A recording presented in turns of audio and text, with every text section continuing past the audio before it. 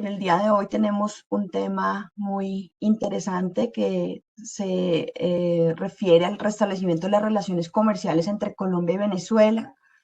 Para eso, pues hemos preparado un conversatorio que va a estar dividido en dos partes. La primera parte, vamos a tener dos interlocutores, nuestros invitados. Por una parte, Germán Prieto Corredor, director de Integración Económica del Ministerio de Comercio, Industria y Turismo. Muchas gracias, Germán, por atender nuestra invitación. Y por la parte, esto es por el lado del gobierno colombiano, por el lado de Venezuela, nuestro invitado es Luis Alberto Rusián, presidente de la Junta Directiva de Cabecol, la Cámara Binacional Venezuela-Colombia. Bienvenido, Luis Alberto, también. Luis Alberto, ¿nos escuchas bien? Tienes el mute.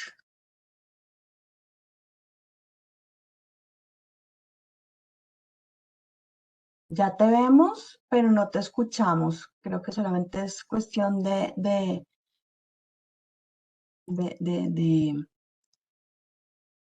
no sé ahí, Miquel, si podemos revisar qué estará pasando ahí técnicamente.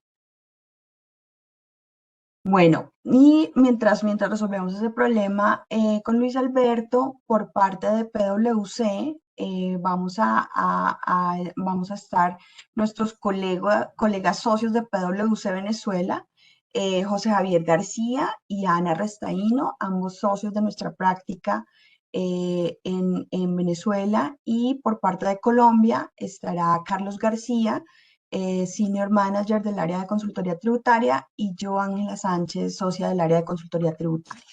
Entonces, la idea es que durante esta primera hora podamos conversar tanto con Germán como con Luis Alberto, algunas preguntas que hemos preparado, y después, en la segunda parte, abordaremos, la segunda hora probablemente, abordaremos ya temas puntuales desde la perspectiva de nuestras prácticas tributarias, de cómo serán estas interrelaciones entre Colombia y Venezuela, considerando pues que desde hace varios años pues teníamos un tema al interior pues por el cual se han suspendido de alguna manera las relaciones, pero desde el año pasado, desde la posesión del nuevo presidente Gustavo Petro, pues se ha restablecido un poco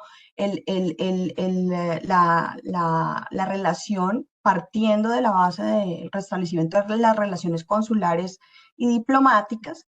Y precisamente pues el punto especial que nos trae aquí es un poco ver cómo está funcionando el tema del comercio, qué acciones ha tomado el gobierno desde la perspectiva colombiana y cómo desde la perspectiva venezolana lo están viendo también los empresarios que tienen ese interés particular en estas relaciones con nuestro país hermano, con el cual compartimos una frontera lo suficientemente importante como para tener en cuenta pues varios asuntos que seguramente pues no se restablecerán automáticamente, sino pues a través de una serie de acciones que se han iniciado en este momento.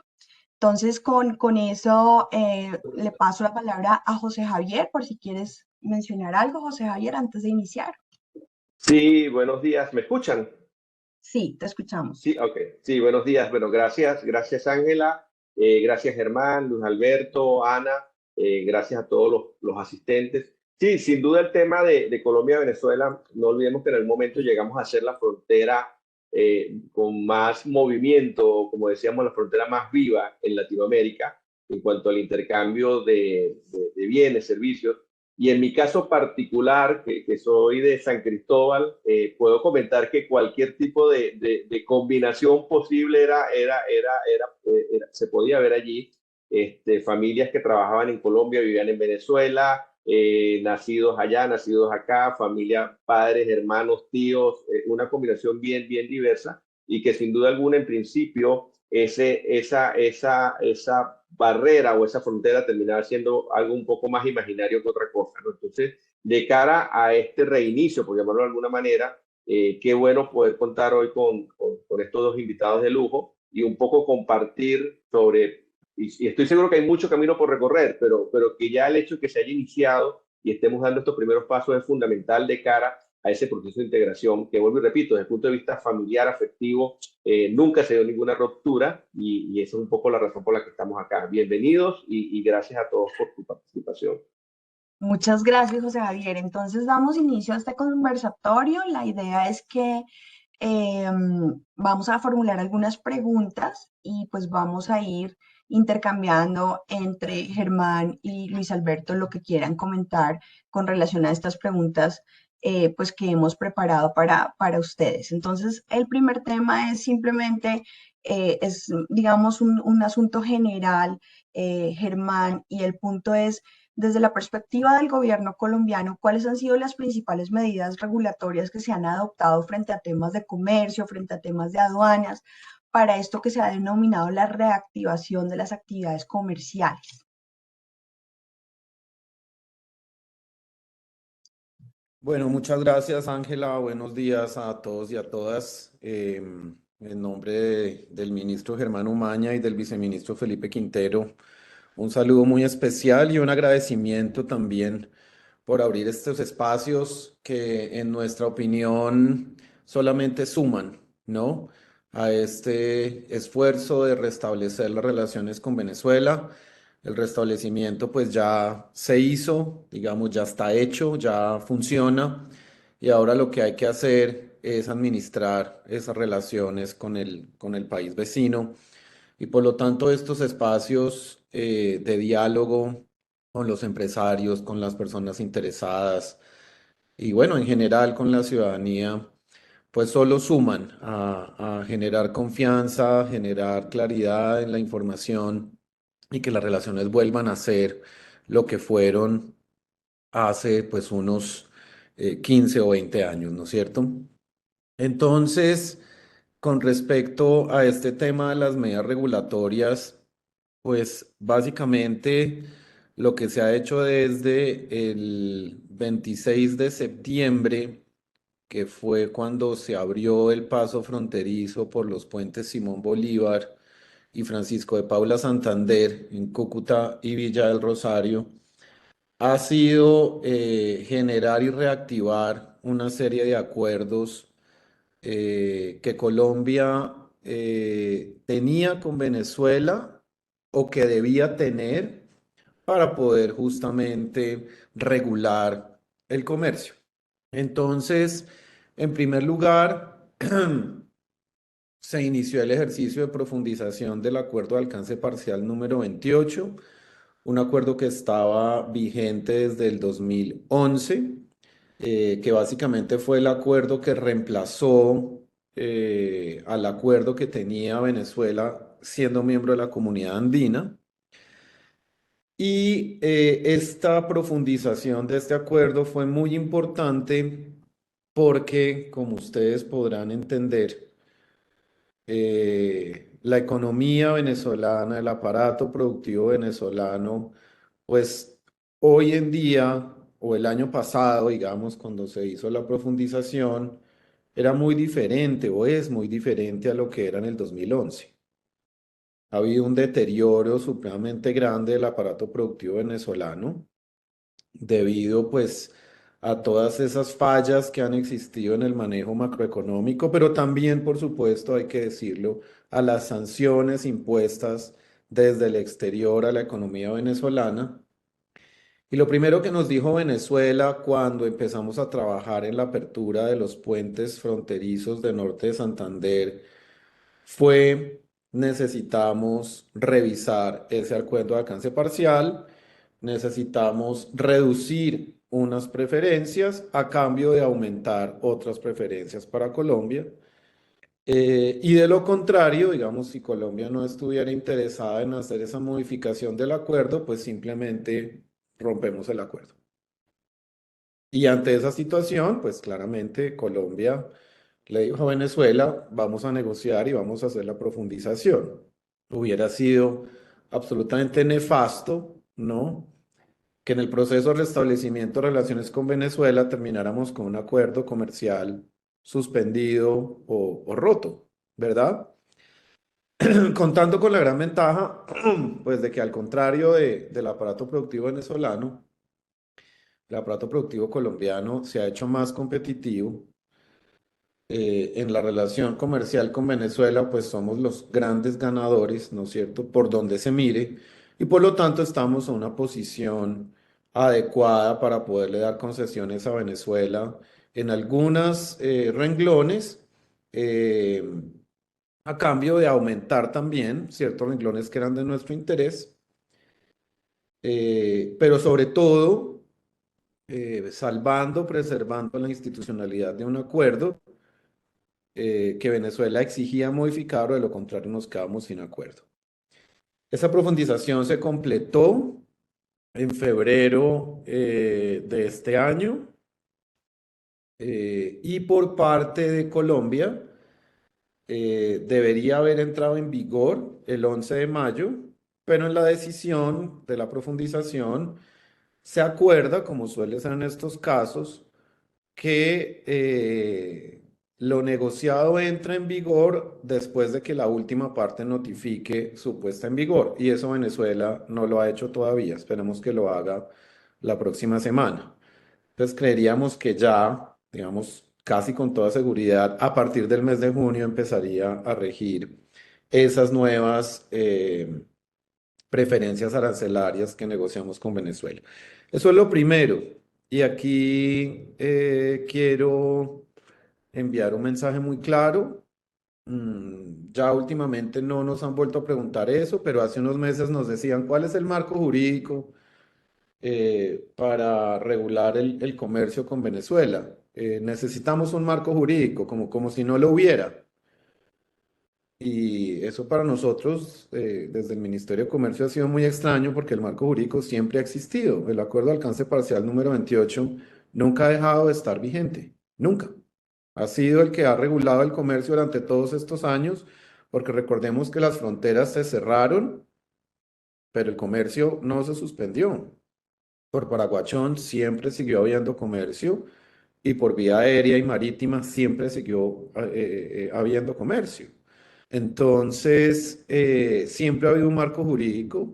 Esto es un tratado internacional que ha sido ahora profundizado, modificado con esta decisión 001. Y eso es todo el marco jurídico, esa es toda la seguridad jurídica que puede haber en el comercio con otro país. Igual que lo tenemos con Perú, con Cuba, con Ecuador, con Chile, con Argentina, es lo mismo. Es exactamente la misma validez jurídica del acuerdo comercial. Lo segundo es, reactivamos el acuerdo de transporte terrestre que había sido firmado en el 2014 por ambos gobiernos. Ese acuerdo en Venezuela ya fue aprobado por la Asamblea y en Colombia estamos esperando que surta el último debate en Cámara de Representantes. Ayer justamente estábamos en el Congreso con el viceministro Quintero acompañando el debate, el cuarto debate del acuerdo de transporte. Desafortunadamente se deshizo el quórum y no lo alcanzaron a votar, pero esperamos que la próxima semana ya ese proyecto de ley surta su trámite y pase a revisión de la Corte y a sanción presidencial. Y este es un acuerdo muy importante porque lo que está haciendo básicamente es reiterando la norma andina con Venezuela. Y como ustedes saben, pues ese acuerdo de comunidad andina que tiene Colombia es el mejor acuerdo que tenemos en el mundo. ¿Sí? Es el acuerdo más completo, que ofrece más garantías. Es el acuerdo, digamos, que profundiza más en todos los temas de interés nuestro. Entonces, todo lo que nosotros podamos hacer de pasar la norma andina con Venezuela, pues es para nosotros la mejor opción. Y este acuerdo de transporte terrestre, eso para mercancías y pasajeros, es lo que establece. Entonces, con este acuerdo, pues vamos también a blindar y a asegurar las reglas de juego para el transporte terrestre. Lo tercero que hemos hecho es firmar con Venezuela este acuerdo de promoción y protección de inversiones.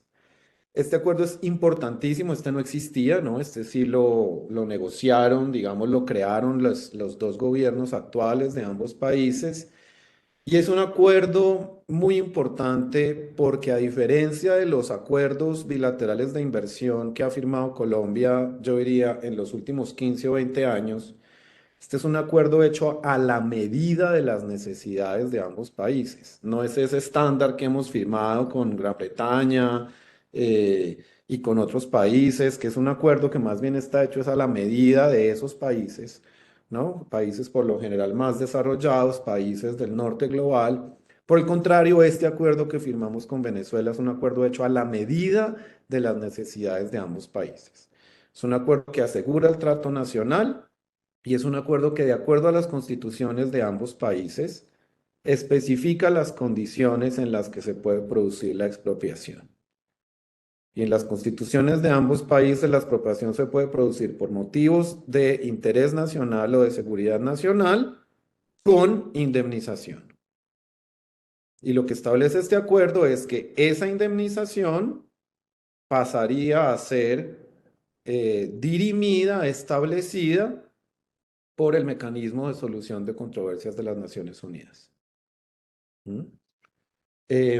Y por lo demás, pues establece, de acuerdo a la constitución de cada país, establece cuáles son las condiciones de protección y promoción para la inversión. Entonces es un acuerdo que a nosotros nos satisface muchísimo, tiene lo que necesitamos con Venezuela. Es claro que durante muchos años va a ser mucha más la inversión extranjera que llegue a Venezuela que la inversión extranjera que llegue de Venezuela a Colombia. Por lo tanto, el gobierno colombiano necesita promover nuestra inversión en Venezuela, proteger nuestra inversión en Venezuela, darle el trato correspondiente a la inversión venezolana que pueda llegar a Colombia. Y en ese sentido, este acuerdo también está ya para segundo debate en el Senado de la República y esperamos pues que a lo largo de este año vaya a ser ya aprobado. Tengo entendido que también la Asamblea venezolana ya lo aprobó y es un acuerdo, digamos, pues que nos brinda mucha seguridad en nuestra relación con Venezuela. Y por último, hemos estado haciendo un ejercicio muy importante de reconocimiento de los estándares sanitarios y fitosanitarios de cada país, armonizando protocolos, entendiendo cómo funcionan ahora las cosas en Venezuela y por supuesto cómo funcionan en Colombia. Y estamos ya adelantando una serie de procesos de admisibilidad para una cantidad de productos de interés de ambos países y colaborando con Venezuela en la certificación para que Venezuela quede con el estatus sanitario libre de aftosa y para ello estamos haciendo todo el trámite y toda la gestión con el organismo panamericano que es Panaftosa. Entonces, este, digamos, sería el resumen de estas medidas regulatorias que hemos adoptado. Perfecto, muchas gracias, Germán. Luis Alberto, desde tu perspectiva, digamos, estas medidas, ¿cómo han sido recibidas en Venezuela por los empresarios venezolanos? ¿Y cómo ves tú desde la perspectiva venezolana lo que menciona Germán? Bueno, muchas gracias. Primero que nada, muy agradecido por la invitación que nos han formulado la mañana de hoy. Al igual que Germán, nos parece que estos espacios son muy necesarios. Pues teníamos mucho tiempo sin una comunicación fluida o que los temas de Venezuela y Colombia fuesen manejados de manera en positivo, ¿no? Sino más bien siempre desde los riesgos, las amenazas, y ahora estamos viendo de las oportunidades. Y podríamos decir, no hay como una comprensión, quizá por falta de información o bueno, porque es mucha la información que hay que procesar, no hay una comprensión adecuada de la realidad, en este caso de Venezuela, que ha estado evolucionando en los últimos años. No es igual a lo que fue a los inicios de los 2000, 2006, 2007. Hemos pasado por varias transiciones, pero es distinto a lo que fue quizás para el 2015, 2016, 2017. Entonces es importante estos espacios. Nosotros desde Cadecol, que es la cámara que atiende la relación entre Venezuela y Colombia, vemos muy positivos todos los avances que se han dado y de hecho tendríamos que comentar que nosotros teníamos una agenda propia de elementos relevantes para poder mejorar esa relación que habíamos llevado siempre a distintas instancias públicas acá en Venezuela y que habíamos compartido con otras audiencias, y al menos 3 de esos 4 elementos se ha referido Germán. Nosotros decíamos que había que hacer una actualización del acuerdo de alcance parcial número 28 del marco de la LADI, porque como se ha dicho, fue negociado en unas condiciones país que no se corresponden con nuestra nueva realidad y había que hacer como una adecuación, una actualización. Y bueno, como se acaba de decir, es uno de los primeros resultados, ¿no? Eso es bien, bien importante. Hay sectores productivos, el sector industrial venezolano que ha sido bastante afectado en los últimos años, que no está contento del todo o no está tan satisfecho porque esperarían algunos otros resultados, pero podríamos decir que en términos generales es un primer avance en el sentido adecuado. Por ejemplo, esta nueva versión del acuerdo va a tener mejor tratamiento arancelario o de acceso de los productos que constituyen la oferta exportable venezolana en Colombia. Por decir, el ron venezolano que es emblemático. Hasta la fecha estaba pagando un arancel, no sé si es del 13, 14% ad valorem, pero más allá de que los capítulos de licores permitían que fueran, dicen los productos de Colombia y Venezuela, cero arancel, pero el ron venezolano, que es el caso emblemático nuestro, tenía que pagar arancel, por traer un ejemplo. Y así con otros productos de nuestra oferta exportable. Eso está cambiando con este nuevo protocolo modificatorio. Además, como bien lo ha dicho Germán, felicitamos el hecho de que se establezcan espacios de comunicación y de trabajo continuo desde el punto de vista técnico para un tema de la homologación fito, isosanitaria y en algunas medidas técnicas, pues desde hace tanto tiempo que no había comunicación y de hace tanto tiempo que no se trabajaba de manera conjunta, entonces esto es muy importante porque hay que armonizar los protocolos, hay que ver cuáles son los criterios bajo los cuales se actúa y de alguna manera armonizarlos y acercarlos para que haya mayor facilidad al comercio formal. Entonces, como se habrán dado cuenta, es un logro el tener este acuerdo en un tiempo realmente corto. Esa negociación se desarrolló en pocos meses y ahí nosotros desde la Cámara hacemos un reconocimiento a todos los involucrados en la negociación de manera directa, que fue el sector público, ¿no? Los ministerios de comercio de Colombia y de Venezuela, porque seguramente le pusieron mucho empeño. Seguramente que trabajaron en diciembre y en enero, porque para poder tener estos resultados para esa fecha, eso involucra mucho trabajo. Y nos parece que ahí se demuestra la voluntad política. Entonces, este primer elemento es muy importante. El otro elemento que también nos sorprendió gratamente es poder disponer de un acuerdo de promoción y protección de inversiones recíprocas, que como bien ha dicho Germán, establece el tema de los estándares, del tratamiento, da cierta institucionalidad, da una señal de seriedad y de querer estar con el otro y que las inversiones venezolanas en Colombia, las colombianas en Venezuela, tengan un marco regulatorio que le dé estabilidad. Es muy importante el tema de que se cuenta con un mecanismo de solución de diferencias y que establece una instancia para en caso de que un inversor en Venezuela, de colombiano en Venezuela o venezolano en Colombia tenga alguna disputa o algún planteamiento que hacer al Estado receptor de inversión, pueda poder debatirlo, pueda poder llevarlo, ¿no? No son las instancias clásicas del CIADI o de otro lugar, pero tiene que ver con una instancia de Naciones Unidas que nos parece bastante positivo. El otro elemento, como bien se ha dicho, tiene que ver con el transporte de carga terrestre, que es indispensable, pues, por una parte, el comercio binacional ha sido fundamentalmente de transporte terrestre, precisamente por la cercanía y porque somos frontera. Por ejemplo, cuando se cierra la frontera del Táchira y Norte Santander para el 2015, el 60% de ese comercio nuestro binacional pasaba por allí, que tuvo que migrar, como bien se ha dicho, a Paraguachón y La Guajira, porque, bueno, al cerrarse esas aduanas y esos puentes para el comercio formal, tuvo que migrar hacia el norte. Entonces, poder contar con un instrumento jurídico que establece unas bases armónicas para la relación también es muy importante. Vale decir que fue negociado en 2014 y Venezuela lo aprobó, pero Colombia hasta ahora no lo ha hecho. Y es bien significativo que ahora en este nuevo capítulo se le esté dando tratamiento para poder avanzar en ello. Entonces, de 4 elementos que nosotros habíamos considerado, se han tomado en cuenta 3. Nosotros nos faltaría, y le hemos dicho a las autoridades venezolanas, y aprovechamos a Germán, que lo tenemos aquí, plantear que creemos que haría falta un acuerdo para evitar la doble tributación, como los elementos básicos para tener las herramientas jurídicas indispensables para promover ese comercio, esa inversión entre los dos países. No obstante, tenemos también que decir que el factor X para todo esto, desde la Cámara, que hemos podido observar, es la voluntad política de ambos gobiernos nacionales en desarrollar esta agenda. Porque detrás de todo esto hay un tema que es subyacente, que es la confianza. Y para la confianza es importante la comunicación. Entonces, el hecho de poder restablecer la comunicación entre autoridades de un lado y del otro, entre pares, porque no nada más son los líderes máximos, no, sino todos los que son los ministerios, los organismos técnicos, el INVIMA, con el INSEE, es decir, que todos los actores del sector público puedan interactuar, comunicarse para lograr consensos y poder a reconstruir la confianza es muy importante. Y eso, por supuesto, también para el sector privado, porque los actores de tanto de Venezuela como de Colombia, en los últimos años, dada la situación, estuvimos buscando otros socios en otras latitudes con otras características. Y esto de alguna manera afectó las cadenas de valor binacional y afectaba el comercio binacional.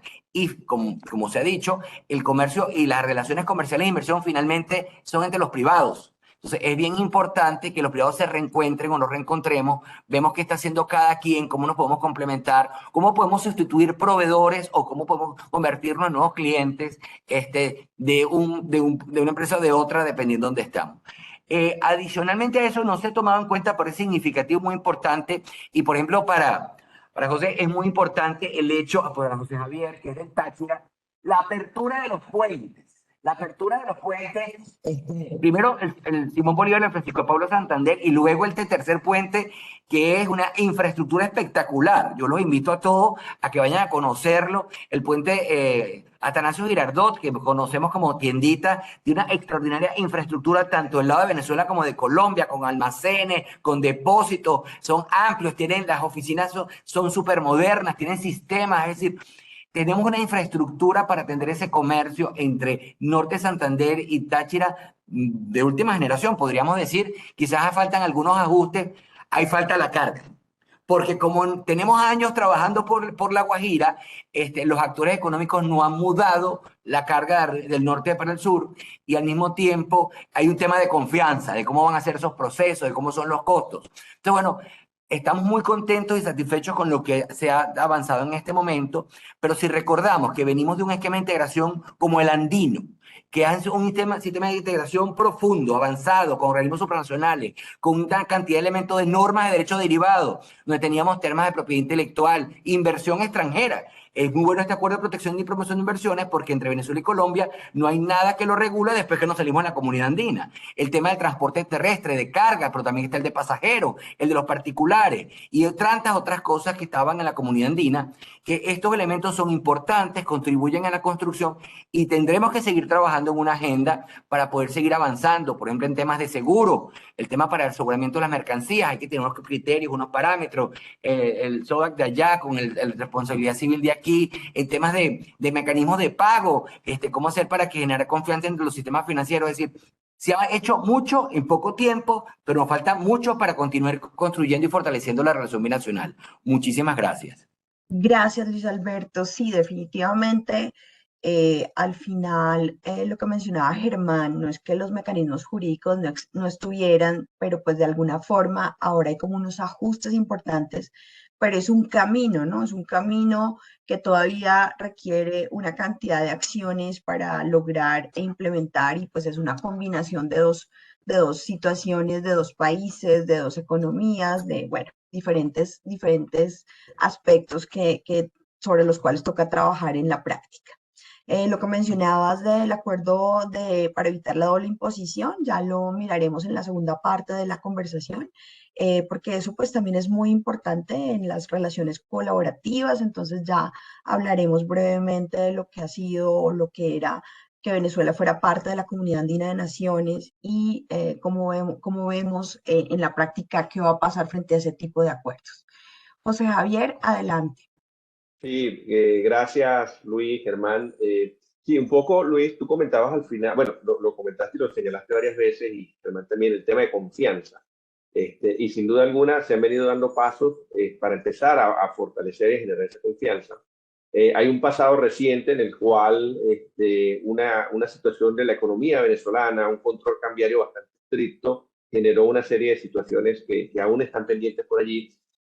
De cara al futuro, Luis, Germán, o Luis en principio, de cara al futuro, ¿cómo vemos cuáles serían esos instrumentos jurídicos operativos? Porque creo que aquí también tiene que haber un tema de operatividad de cara a que se pueda garantizar a las partes ese cumplimiento de esas obligaciones que puedan darse por ese intercambio comercial que pueda generarse en algún momento y que se está empezando a generar o que se está formalizando nuevamente, pero que sin duda alguna el hecho de poder recibir los pagos, los cobros, sabemos que está este acuerdo de protección de inversión que de una u otra manera empieza a generar seguridad jurídica, pero ¿cómo garantizar, y quizás aquí más de cara hoy en este momento puede ser la pregunta del empresario colombiano, cómo voy a Venezuela y cómo me garantizo hoy o qué mecanismos tenemos hoy para garantizarme que puedo recibir y estar recibiendo oportunamente esos pagos, sobre todo considerando el estatus, la situación quizás de la economía venezolana en este momento? No sé si algún comentario general, Luis, nos puedes hacer sobre esto. Bueno, mira, quizás con respecto a la primera parte tendría que decir que hemos avanzado en todo eso, pero se habrán dado cuenta que todo está a punto de entrar en vigencia, ¿no? Es decir, falta el acuerdo de transporte, está a punto de ser aprobado por el Congreso de Colombia, de doble tributación, el de protección de inversiones está a punto de ser aprobado. Es decir, se ha hecho mucho, pero además los tiempos son cortos y entonces todavía no se ha habido en la práctica ese cambio, porque por ejemplo las condiciones de acceso al mercado todavía no se han cambiado, no han modificado. Mira, respecto a este tema que nos estás planteando sobre los pagos, por una parte, quizás en Venezuela tenemos que hacer un esfuerzo más importante para dar a conocer la amplitud de las sanciones económicas que se han impuesto, que están orientadas fundamentalmente a autoridades nacionales y de algunas instituciones como el Banco Central de Venezuela o PDVSA. Claro, que no son menores, ¿no? Porque las sanciones son para instituciones relevantes. Pero el sector privado venezolano no es objeto de sanciones y la banca privada venezolana no es objeto de sanciones. Y ya empezaron a darse conversaciones, según entendemos nosotros, y hemos tenido también nosotros, hemos hecho consultas entre la Asociación Bancaria de Venezuela y la Asociación Bancaria de Colombia para tratar de entender los estándares. Así como estábamos hablando de los estándares sanitarios, de los protocolos sanitarios, que durante muchos años fueron comunes porque se trabajaron de manera conjunta en el marco de la comunidad andina. Ahora hay un tema de cuáles son los estándares de supervisión bancaria, por ejemplo, en Venezuela y en Colombia, bajo qué criterios se hace y cómo se va desarrollando. Entonces se ha estado trabajando en estos elementos para dar información y generar confianza respecto a la manera de operar y también respecto a hasta dónde llegan las sanciones. En Venezuela tenemos que decir que así como para el año 98, algo así como el 96, 97, 98% de la actividad comercial venezolana la realizaban actores públicos, era desde el gobierno que se compraba y que al mismo tiempo se distribuía, se llegó a un nivel de intervención bastante profunda. En cuestión de 4 o 5 años, para el año pasado, el 96-97% de ese comercio exterior se realiza con actores del sector privado. Tenemos que reconocer que, por supuesto, esto obedece precisamente al tema de las sanciones y al flujo de los capitales y quiénes son los que pueden hacer movilización de las cuentas en el extranjero para hacer los pagos y recae entonces en el sector privado que no está sancionado. Y también a la dramática disminución del tamaño de la economía venezolana. No era lo mismo lo que se importaba en Venezuela para el 2017, 2018, que lo que se importa ahora porque, bueno, nos hemos encogido. Entonces, dentro de esa nueva economía, el sector privado tiene un papel más relevante donde tiene que, como recursos propios, hacer frente a los compromisos internacionales, y lo hace. Eso es importante que quede claro. Y lo hace, lo que pasa es que se hace de una manera que no siempre está clara, porque no es con recursos que están en Venezuela, sino con recursos que están en cuentas en el extranjero, en instituciones financieras en el extranjero, y de ahí se hacen los pagos y también de ahí se reciben ciertos pagos a la hora de una exportación o a la hora de una relación comercial. Entonces, esto amerita ponerle atención, tratar de entender los mecanismos y entendemos que para los empresarios colombianos, para el sector financiero colombiano, la banca, no es tan fácil. Pero bueno, entonces tenemos también por delante esa agenda de trabajo en cuanto a la comprensión de la situación real de Venezuela y lo que sí se puede hacer y lo que no se puede hacer. Y ahí firmas como ustedes, como PwC, que están aquí, que están allá y que tienen gente muy preparada, juegan un papel muy importante en compartir la información adecuada y en poder acompañar a los empresarios en el entendimiento de cuáles son los espacios para poder hacer las cosas de manera legal y formal. No sé si con esto contribuyo a aclarar, José Javier. No, excelente. Y yo creo que sin duda alguna el conocer, porque puede haber una visión desde afuera de lo que es Venezuela, incluso desinformación o confusión respecto a la aplicación de las sanciones, no es un aislamiento total, No. porque a veces se puede ver desde afuera así. Sabemos, para un ejemplo y en beneficio de los oyentes, y quizás adelantándome algo que vamos a comentar más tarde, en donde ya hay formas de bancarizar el tema cambiario que en el momento preocupaba y sigue quizás preocupando. Ya hay formas en las cuales banca internacional, banca con subsidiarias en Venezuela, existen mecanismos en los cuales ese dinero, ese flujo de dinero puede colocarse en el exterior, algo que era impensable quizás hace 4 o 5 años, y quizás muchos desde afuera no lo conocemos o no lo conocen todavía, ¿no? José, a ver, Sin rapidito, duda. porque no quiero, y también hay que darle chance No, no. a Germán, que me imagino que tendrá cosas importantes que compartir. Es que efectivamente en los últimos años ha habido cambios importantes en cuanto a la manera de operar el mercado venezolano. Entonces, por ejemplo, en un momento no se permitía que dispusiéramos de divisas, es más, que tuviésemos efectivo en divisas encima, ¿no? Y ahora es permitido, es la moneda de curso legal prácticamente, que en este caso Sí. puede ser el dólar o el euro. Pero entonces esto ha permitido que la banca también haya desarrollado unas cuentas custodias de bancos de divisas en electrónico o en efectivo, ya pueden ser en dólares o en euros, a veces también es en pesos, porque dependiendo de la región, por ejemplo, hacia el Táchira, Mérida, Zulia, se usa mucho el peso, pues la gente prefiere tener pesos que bolívares, entonces eso hay que comprenderlo. Y la banca, bajo supervisión, ha hecho todo un esfuerzo por mecanismos internos de cómo convertir los dólares en bolívares, los bolívares en dólares, llevas a la casa de compensación. Lo que no puede haber es transacción, por ejemplo, de un banco a otro para el pago en divisas. Eso no se puede hacer, pero Sí. por ejemplo puede haber entre dos cuentas de dos titulares en el mismo banco. Entonces, eso que no es tan fácil de entender desde afuera, son de las cosas que tenemos que explicar, porque se ha ido flexibilizando, así como se ha flexibilizado el control de precios, se han flexibilizado muchas medidas en Venezuela para poder tener un respiro y poder adecuarnos a la situación que estamos viviendo. Gracias, Luis. Yo quisiera complementar algo, José Javier, sobre lo que está diciendo Luis, y es, desde el Ministerio de Comercio de Colombia somos muy claros en que los negocios entre privados son negocios entre privados. Los estados no tenemos cómo entrar a intervenir en los negocios entre privados. Esta situación que se presenta con Venezuela, lo que requiere es justamente de tomar una serie de precauciones y hacer unas diligencias para poder garantizar los pagos.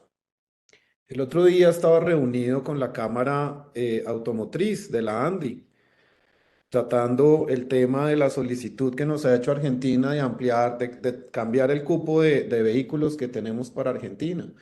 Y nos contaban nuestros exportadores de vehículos hacia Argentina, que Argentina puede demorarse entre 200 y 300 días en pagar las exportaciones que les hacemos, porque tienen exactamente el mismo problema de Venezuela, que no hay divisas disponibles para hacer las operaciones. Entonces, si Argentina se demora 200 o 300 días en pagar, ¿qué puede hacer el gobierno colombiano? Aparte de decirle al gobierno argentino, oye, mira, por favor, dispón de divisas para que nos puedan pagar. No podemos hacer nada más. Es un negocio entre privados. Si Argentina no llegara a pagar por esas importaciones de vehículos, ¿qué puede hacer el gobierno colombiano? Absolutamente nada. Nada. No hay un instrumento jurídico para actuar ahí, aparte de los buenos oficios o eventualmente ya aplicar unas retaliaciones o no sé qué tipo de cosas, pero no existe un instrumento jurídico para regular los negocios para asegurar los pagos, perdón, entre privados de dos países diferentes. Con Venezuela es exactamente lo mismo. El Estado colombiano, el gobierno colombiano no está en la capacidad de diseñar ningún instrumento jurídico para garantizar que la contraparte venezolana pague. Es un negocio entre privados y si no pagan, hay unas instancias judiciales en cada uno de los países para poner las respectivas demandas y eso no tiene que ver con un instrumento jurídico provisto por los gobiernos, que es por lo tanto lo que hemos estado recomendando permanentemente desde el Ministerio de Comercio frente al tema de los pagos con Venezuela. Uno, pagos anticipados. ¿Quiere asegurar la operación? Pues que le paguen por anticipado. Segundo, hay que revisar que la contraparte venezolana no esté en la lista OFAC. Si está en la lista OFAC, quien hace los negocios por parte de Colombia se expone a una investigación en Estados Unidos y eventualmente a una sanción. No es que por estar en OFAC le va a llegar la sanción al otro día a su casa, no funciona así. El Consejo de Seguridad Nacional de Estados Unidos se reúne periódicamente, revisa quién ha hecho transacciones con personas naturales o jurídicas que estén en OFAC y decide si amerita abrir una investigación. Y al cabo de un año o más, la investigación determina si eso amerita una sanción o no. Entonces no es que si yo hago un negocio con alguien que está en OFAC me van a sancionar. No, me expongo a que me investiguen. De pronto no me investigan, de pronto no consideran que sea una transacción que amenace la seguridad nacional de Estados Unidos. Me expongo a que me investiguen y en la investigación me expongo a que me sancionen, porque la investigación puede decir no hay que sancionar a nadie, ¿sí? Entonces hay que evitar la exposición, hay que evitar el riesgo. Entonces hay que revisar que la contraparte no esté en OFAC y hay que pedirle a la contraparte que sea totalmente clara y transparente en cuál es la ruta que nos está explicando Luis Alberto, cuál es la ruta que va a hacer el dinero hasta llegar a mi cuenta, por dónde va a pasar. Va a pasar por España, por Panamá, por bancos caribeños, por bancos estadounidenses, por bancos canadienses, por dónde va a pasar y yo me aseguro aquí con mi banco o donde tenga mi banco, en Estados Unidos, en España, donde sea, yo me aseguro con mi banco que esa ruta que va a hacer el dinero no tiene ningún problema. Y si eso es así, yo puedo hacer la operación perfectamente.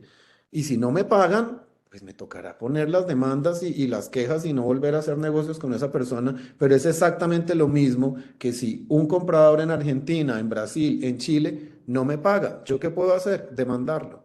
Pero no hay otro instrumento jurídico en el mundo, no existe otro instrumento jurídico para asegurar que le vayan a pagar a un privado. Esto tiene que quedar absolutamente claro. Rapidito para complementar y agradecer a Germán por esa intervención. Efectivamente, lo que tendría entonces que evaluarse el perfil de la contraparte, en este caso del cliente venezolano que está comprando. Los venezolanos en este momento estamos pagando en todas partes por adelantado, pero entonces Colombia tiene una ventaja.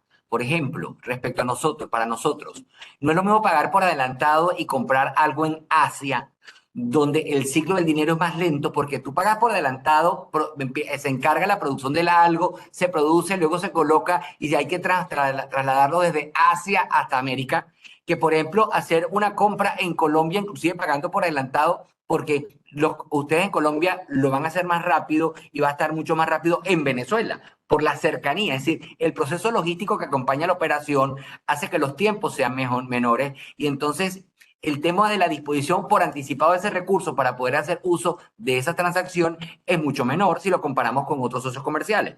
Es una ventaja que tiene Colombia como proveedor para Venezuela. Y el otro elemento, como también lo ha dicho bien Germán, es que no es que te sancionen inmediatamente. Luego, aquí los que están sancionados aparecen en la lista, es fácil de identificar, no son los empresarios en general de Venezuela, normalmente son algunas personas que están en cargos de autoridad o algunas personas muy vinculadas a ellos y que son fáciles de identificar, que inclusive la banca venezolana también ha hecho una debida diligencia, ¿no? Por todo lo que puede pasar, porque la banca venezolana que cumple con los estándares de supervisión, etcétera, etcétera, internacionales de Basilea y lo que sea, además tiene que cuidar a sus corresponsales, porque la banca venezolana quedan pocos corresponsales por el sobrecumplimiento a nivel mundial. Entonces, inclusive a la banca venezolana le interesa que eso sea de la mejor manera llevado. Y luego, este sobrecumplimiento hace que muchas cosas se hagan con recursos que están afuera y que nunca llegan a Venezuela. Aquí se utiliza como sistema financiero de soporte a una gran parte de la actividad venezolana, el sistema financiero americano o cualquier otro, porque mucha gente tiene ya cuentas desde fuera y para actividades que son en Venezuela se pagan fuera. Y así es que se hacen las transacciones con los socios comerciales y proveedores internacionalmente. No sé si de esta manera ayudamos a que la gente comprenda, porque no es tan sencillo, porque no siempre es que los recursos salen de Venezuela, es que los recursos de una empresa venezolana están afuera y no llegan a Venezuela, sino que desde fuera se manejan para poder hacer frente a los compromisos internacionales. Gracias, Luis, Germán. Excelente declaratoria, puntos y sobre todo, bueno, de cara al entendimiento, vuelvo y repito, de los que no estamos en Venezuela, los que están en Venezuela, de que si hay una operatividad legal, hay cosas que cuidar, hay un compliance y habrá que prepararse. Yo siempre lo he comentado, si yo quiero ir a un país, y en este caso Colombia quiere venir y buscar un aliado que puede ser comercial, que puede ser de capital, que puede ser de negocios, yo voy a tener como venezolano que tener una buena carta de presentación. Y esa buena carta de presentación es un poco ese cumplimiento que pueda estar dando en todo lo que es un tema de compliance, sin caer en un tema burocrático, sin duda alguna, pero sin duda esa carta de presentación va a ser sin duda la puerta de entrada para ese potencial aliado comercial o de capital. Buenos Ángela, días. no sé si... Ana. Otra Ana, pregunta adelante. para Germán. Gracias. Germán, más allá de lo que usted contestó para la primera pregunta, ¿cuáles son, desde su perspectiva, los pasos fundamentales que vendrían en el corto y mediano plazo en la agenda binacional para fomentar el desarrollo de las relaciones comerciales entre Colombia y Venezuela? Gracias, Ana. A ver, yo pienso que no hay ya unos pasos fundamentales porque esos pasos precisamente ya se dieron. El paso fundamental o los pasos fundamentales era reabrir los pasos fronterizos para el transporte terrestre de mercancías y de pasajeros. Los pasos fundamentales eran crear un acuerdo que promoviera y protegiera las inversiones entre los dos países. Y el otro paso fundamental era hacer la profundización del acuerdo de alcance parcial porque no podíamos exponernos a quedarnos sin acuerdo con Venezuela. Eso sí hubiera sido una pérdida terrible para los exportadores colombianos, dado que aun cuando el mercado venezolano ha perdido muchísima importancia con relación al pasado, pues es un mercado que justamente se viene recuperando, es de un enorme interés para los empresarios colombianos, sobre todo también para empresarios en la zona de frontera, y sobre todo es una economía que está en franca recuperación y que esperamos que se convierta en un mercado importantísimo para las exportaciones colombianas, sobre todo en lo que tiene que ver con las exportaciones de mayor valor agregado, que es lo que a nosotros más nos interesa dentro del esfuerzo de este gobierno por la reindustrialización del país. Por lo tanto, ¿qué sigue ahora, Ana? Ahora lo que sigue es administrar esas relaciones, mantener el diálogo fluido que hemos restablecido con Venezuela. Hoy en día el diálogo con las autoridades venezolanas sobre los temas comerciales es igual de fluido que el que tenemos con Ecuador, con Perú, con México, con Argentina, con Chile, es decir, es parte de nuestro diario acontecer en el Ministerio de Comercio, donde estamos todos los días atendiendo requerimientos, problemas, dificultades, obstáculos al comercio, etcétera. Así es ya la relación con Venezuela. Por supuesto que tenemos que seguir avanzando en el tema sanitario y fitosanitario, en la armonización de protocolos, en lograr mayor admisibilidad para nuestros productos, en tener una garantía de comunicación con Venezuela, que cuando se presenta una plaga, se presenta un problema en frontera, estar monitoreando el tema de la aftosa, estar monitoreando el tema de la gripe aviar, etcétera. Pero más allá de lo que ya hicimos, no existe ningún otro gran hito que tengamos que hacer. Como tampoco lo existe con Ecuador, ni con Perú, ni con Chile, tenemos que estarle haciendo seguimiento a los temas, atendiendo los problemas. Y lo que tenemos que hacer con Venezuela, igual que lo hacemos con los demás países con quien tenemos acuerdo comercial, es que periódicamente debemos convocar a la comisión administradora del acuerdo para revisar qué de esas condiciones de acceso al otro mercado nos está funcionando y qué no, y tener la oportunidad de plantear a la contraparte, oye, mira, necesito avanzar en esto, devolverme en esto. ¿Cuándo vamos a hacer eso con Venezuela? Yo diría que si efectivamente a partir del mes de junio es cuando va a empezar a regir la profundización del acuerdo que hicimos, las nuevas preferencias arancelarias, pues por lo menos deberíamos esperar unos 6 meses para ver eso, cómo está funcionando, cómo está afectando el comercio y convocar a la comisión administradora para el 2024. Por lo demás, no hay nada que tengamos pendiente de lograr con Venezuela, sino solamente esperar que nuestros empresarios aprovechen la profundización que hicimos, aprovechen los protocolos sanitarios que estamos estableciendo. Toda esa información ustedes saben que se encuentra en la página del ICA y ojalá recuperemos o sigamos recuperando esa importancia que tiene o que ha tenido el mercado venezolano para nosotros.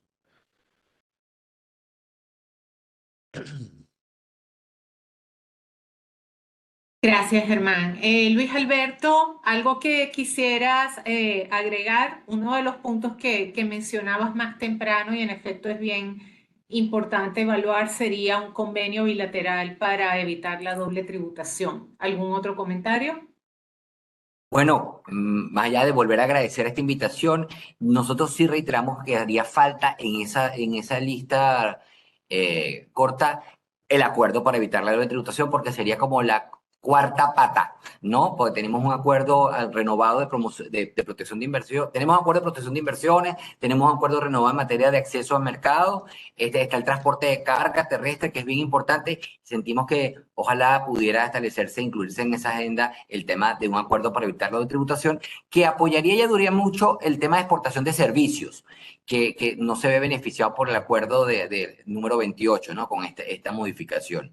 Y quizás plantear que hay que hacer un esfuerzo muy importante por la generación de confianza y por el reencuentro y tratar de rescatar las cadenas binacionales de valor para tratar de ver cómo equilibramos más los términos de intercambio para que los venezolanos nos sintamos que somos que es más equilibrada esa situación, que por cierto es un planteamiento que ha hecho el propio ministro de Comercio de Colombia, cosa que agradecemos y quizás tiene que ver con su sensibilización y entendimiento de este lado de la frontera.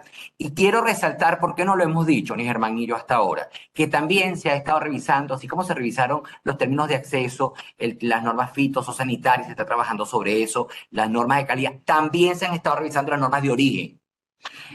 También ha estado trabajando las normas de origen, cosa que es bien importante para poder ser mucho más acucioso y para lograr mejores niveles de intercambio y equilibrio entre Venezuela y Colombia, porque desde que no estamos en la comunidad andina, cada uno de los países siguió un camino. Y entonces, al volvernos a encontrar, se generan distorsiones porque esos caminos se hicieron bajo distintos criterios y entonces los protocolos no son los mismos. Entonces, el esfuerzo para esta parte de la ejecución de lo que ya está negociado es importante, pero estamos muy optimistas. Nosotros deseamos de todo corazón que este restablecimiento de la comunicación y esta tarea de reinstitucionalizar la relación continúe. Y esperemos que no suceda que en los próximos 4 o 5 años haya un cambio de vista y entonces las cosas no continúan, porque pensamos que tiene que ser una decisión como de Estado. Es decir, la relación de Venezuela y Colombia es lo suficientemente importante, es compleja, tiene distintas variables, distintas aristas, que requiere que se continúe en el tiempo más allá del gobierno o la tendencia de quien esté para la toma de decisiones, para tratar de superar las limitaciones que están en este momento y las que seguramente se van a presentar en el futuro. Muchísimas gracias. Creo que de esa manera yo concluiría mi intervención. Muchas Gracias, gracias, Luis. Alberto. Ángela y José Javier, adelante. Gracias. Sí, bueno, inexorable el paso del tiempo, una hora que se fue muy rápido, sabemos el compromiso que tiene Germán y Luis, quizás nos acompañe un rato más, pero Germán sabemos que tiene un compromiso. No queda más que agradecerles su participación, agradecer sus comentarios, agradecer a la audiencia, agradecer a todos los que estamos acá, porque sin duda alguna esto representa, creo que parte de eso que queremos, un trabajo en equipo, es un trabajo en el cual podemos ver que se puede aportar, se puede sumar, se pueden dar ideas y son esas ideas orientadas precisamente a que se mejoren los procesos, se mejoren las relaciones y a contribuir y en lo que podamos contribuir, y creo que eso es parte incluso de la función como ciudadano de cada uno de nosotros al fortalecimiento del país y de las relaciones. Gracias por su participación, Ángela. Muchas gracias, Germán. Muchas gracias, Luis Alberto. Siéntanse libres de continuar acompañándonos con la segunda parte del conversatorio. Creo que es importante que finalmente desde hacía también varios años no teníamos este evento, entonces quiere decir que algo está cambiando, algo tiene una proyección diferente, pero como lo mencionamos, pues hay que trabajar sobre diferentes aristas para que cada cosa pues llegue al punto de encuentro que ambos países pues quieren llegar en todos los temas, no siendo sencillo en algunos casos, pero digamos que el camino está abierto y aquí es donde queremos con esto conectar con la segunda parte que tiene que ver con el contexto tributario de ambos países, cómo estamos funcionando desde esa perspectiva. Y como lo mencionaba Germán en un comienzo, pues digamos que es un poco sacar lo que siempre ha estado, pero que con este restablecimiento de actividades, pues tenemos que ver cómo entra a aplicarse en esta nueva realidad de relaciones. Muchas gracias de nuevo a nuestros invitados y pues acá continuamos con la segunda parte. Muchas gracias a ustedes. Saludos, Germán. Bueno, muchas gracias. Saludos, Luis Alberto, a José, a Ana, a Ángela, un agradecimiento muy especial y siempre desde el ministerio dispuestos a participar y contribuir en estos espacios que son esenciales para reconstruir las relaciones con Venezuela. Buen día a todos y a todas. Buen Gracias a día. ustedes. Buen día. Buenos Saludos días. de Cabecuy también y estamos aquí a su disposición para seguir con este acompañamiento, ¿verdad? Muchas gracias. Gracias a Gracias. ustedes. Feliz día. Bueno, entonces continuamos con esta segunda parte. Si puedes avanzar la presentación, por favor, Miquel.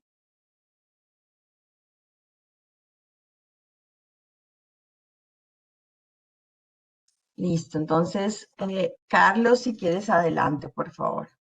Listo, pues bueno, de nuevo, muy buenos días a toda la audiencia. Gracias a todos por estar acá acompañándonos. La idea en este segundo módulo fundamentalmente es tratar de discutir, luego de todo esta discusión que hemos tenido en torno a estos temas de desarrollo regulatorio, político, todo lo que ha tenido que ver con el restablecimiento de estas relaciones bilaterales, hemos querido desde las diferentes áreas de PwC traer a todos ustedes unas brevísimas reflexiones en torno a cuál es ese marco técnico, normativo que deberíamos tener en cuenta siempre al momento de tener estas relaciones comerciales entre empresas de ambos países. Con lo cual, lo que comentaremos de aquí en adelante son algunos aspectos fundamentales a considerar en el restablecimiento de esas relaciones para cada una de sus empresas. Lo primero que vamos a comentar acá, entonces, tiene que ver con la visión general de la tributación en Colombia. Por supuesto, los aspectos que encuentran ustedes en pantalla son algunos de los más esenciales que hemos considerado para esta discusión, aunque, por supuesto, vale mucho la pena que en cada uno de sus negocios, cuando sean de pronto empresas colombianas que vayan a Venezuela o Venezuela que vengan a Colombia, pues seguramente se haga un estudio bastante profundo en torno a esto, porque claro que cada uno de los dos sistemas jurídicos tiene bastantes complejidades. Desde la perspectiva colombiana, con lo primero con lo que nos vamos a encontrar es con el impuesto sobre la renta. Por supuesto, afecta tanto a las personas naturales como a las personas jurídicas y nuestro ordenamiento ofrece reglas diferenciadas para aquellos que sean consideradas personas naturales residentes en Colombia, personas jurídicas o sociedades nacionales y las personas naturales no residentes y las personas jurídicas extranjeras. Para cada uno de ellos habrá entonces normas a considerar en cada caso. De manera general, tal vez lo más importante o lo más visible, si se quiere, de nuestro ordenamiento en esa materia, tiene que ver con la tarifa. Las personas naturales residentes, desde luego, van a estar grabadas sobre sus rentas de fuente mundial y la tarifa general de renta que va a ser aplicada para estas personas naturales, de pronto eventualmente alguien que adquiera su residencia fiscal en Colombia, va a empezar a aplicar una tarifa sobre esa base gravable que se determine sobre sus ingresos y patrimonio de fuente mundial, que va a ser una tarifa progresiva, dependiendo si es tal vez un monto pequeño, va a ser incluso del 0%, pero puede llegar a ser hasta del 39%. Es una tarifa marginal y progresiva con lo cual seguramente se va a mover en ese rango. Las personas jurídicas, por el contrario, tienen una tarifa fija no progresiva del 35% y las personas naturales no residentes también van a tener una tarifa general del 35%.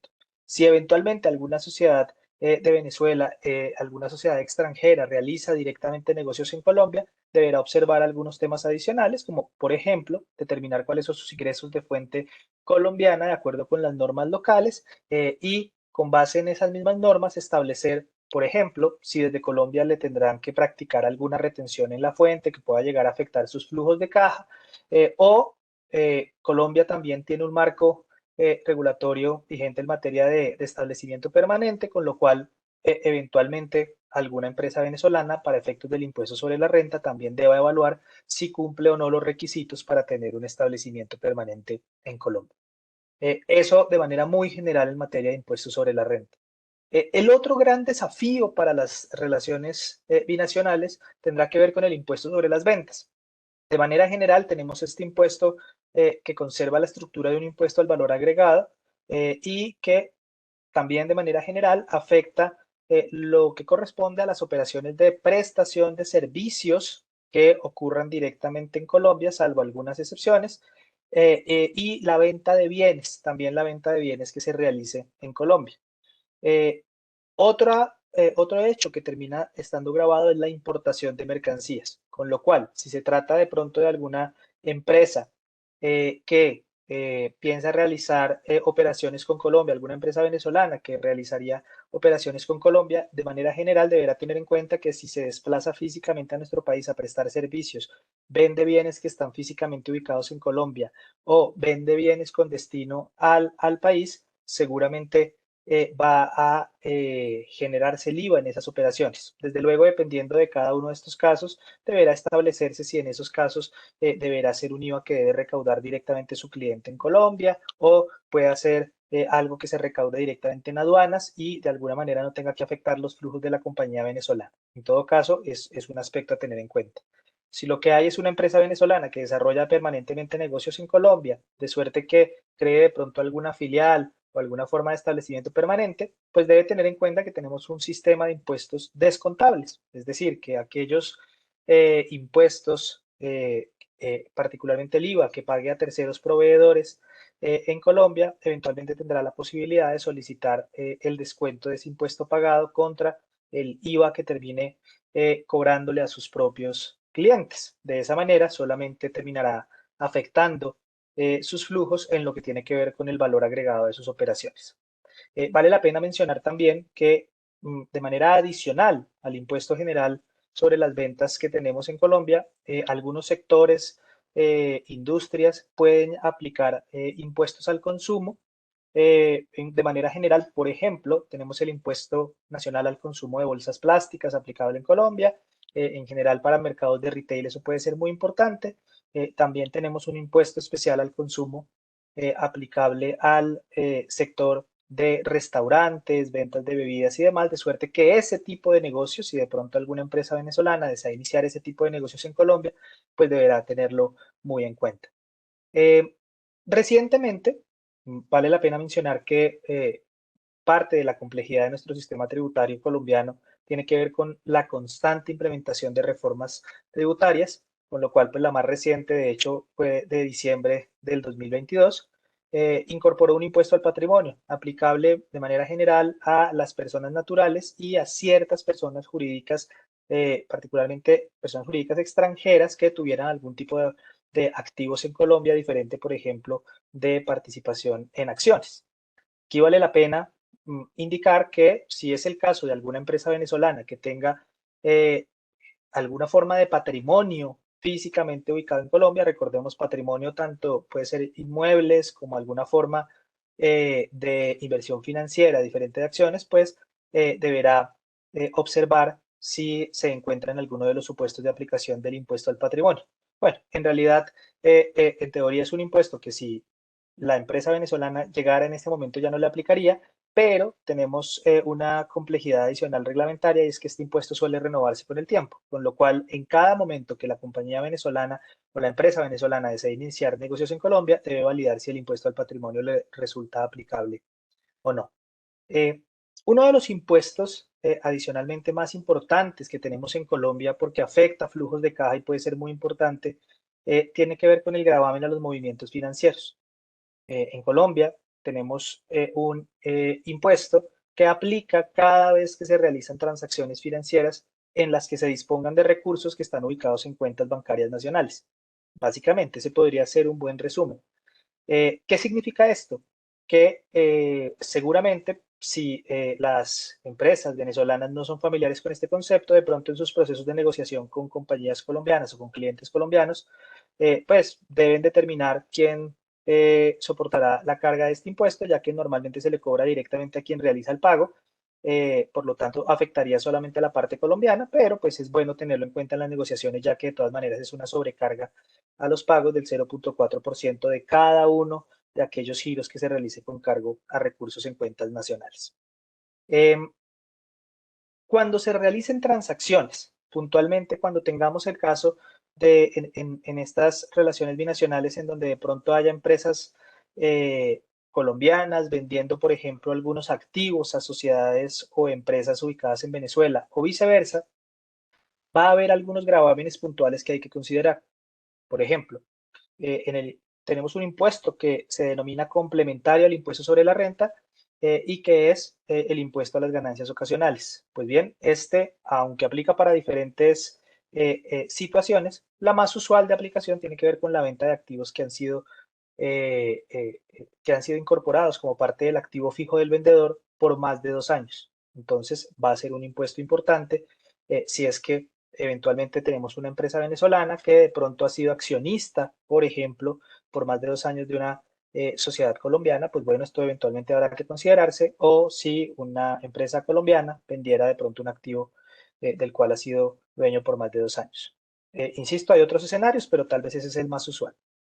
Adicionalmente, tenemos impuestos de registro cuando, en el caso, por ejemplo, de inversiones que se realicen en sociedades nacionales, el impuesto de registro, que es un gravamen a una alícuota fija sobre el monto del capital, del incremento del capital en las sociedades que se haga. Bueno, este es un impuesto de registro que se debe tener en cuenta, igual cuando se venden bienes justamente sujetos a registro en algunas oficinas públicas, habrá que considerarlo.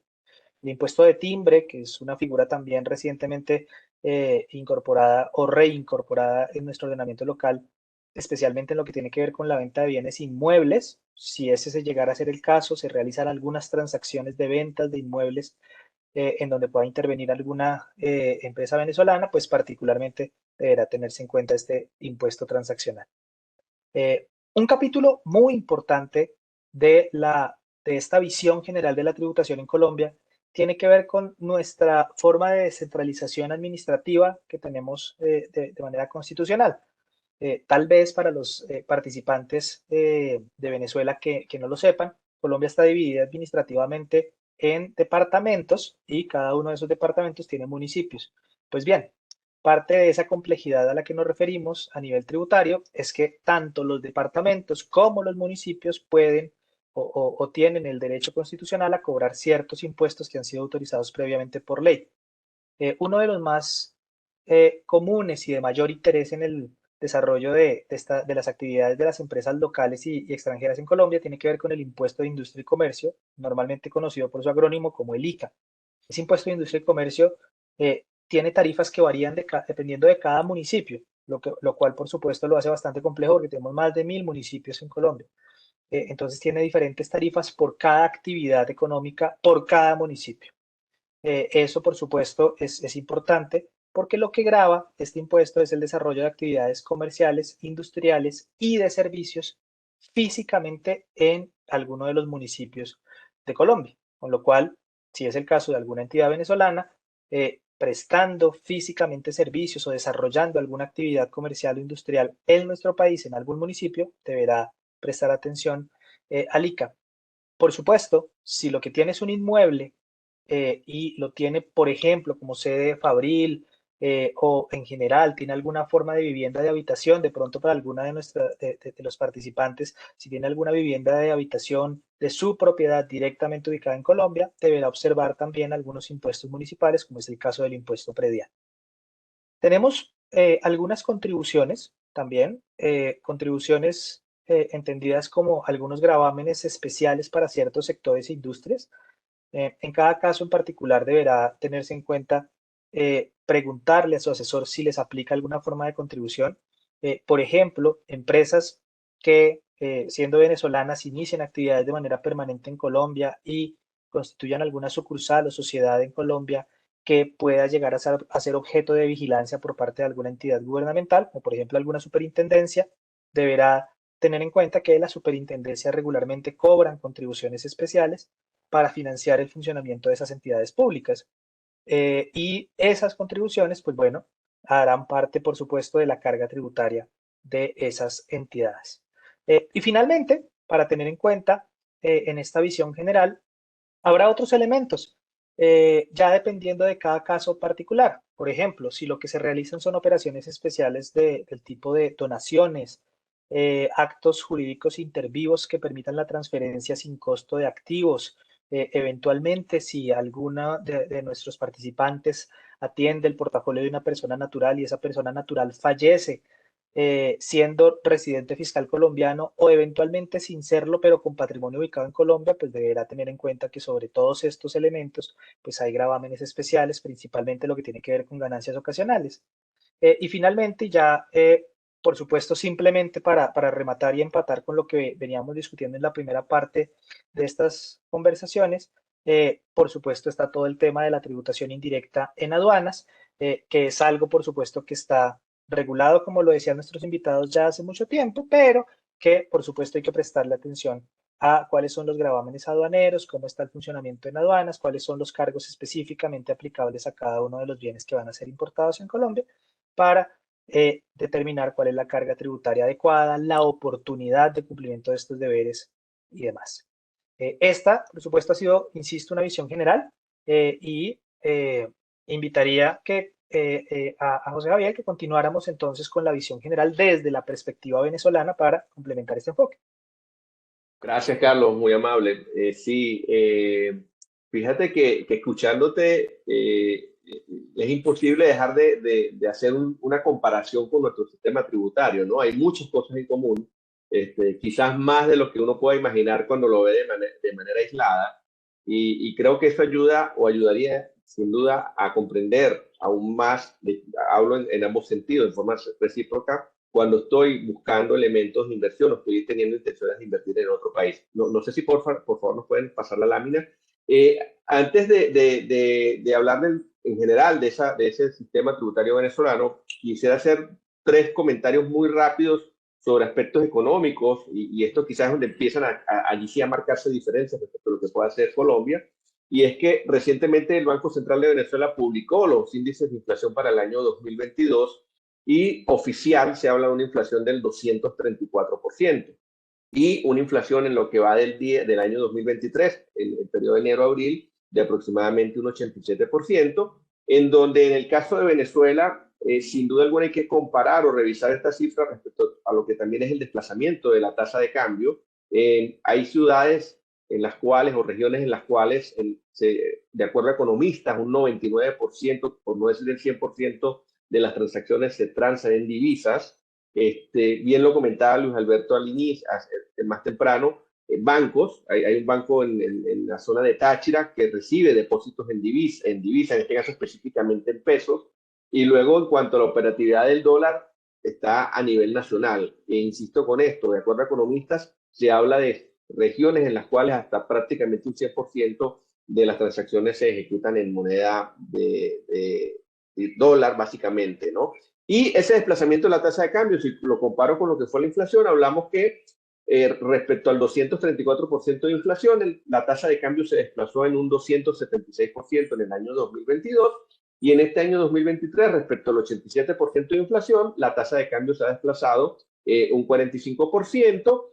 Y parte de lo que se hablan los economistas de ese freno que se haya dado en el movimiento de la tasa de cambio oficial puede obedecer o pareciera que está relacionado un poco con la licencia Chevron, una licencia que se le otorga a una empresa a los fines de la explotación de petróleo, y eso empieza a generar confianza en el tiempo en la medida que dicha licencia esté vigente, y hay muchos nuevos actores o actores extranjeros que están llegando a evaluar y revisar operatividad al lado de este sector petróleo, y recientemente, hace un par de días, se anunció un acuerdo del gobierno venezolano con Repsol y Eni a los fines de exportar gas a Europa. Entonces, empezamos a ver ya una apertura, que es un poco el mensaje que quiero también transmitir acá, que quizás muchos entramos esta mañana a esta charla a escuchar de lo que era el encierro de Venezuela, pero creo que hemos ido dando allí algunos tips que sin duda alguna hay que evaluar y hay que considerar a la hora de ejecutar negocios en Venezuela, ¿no? O viceversa.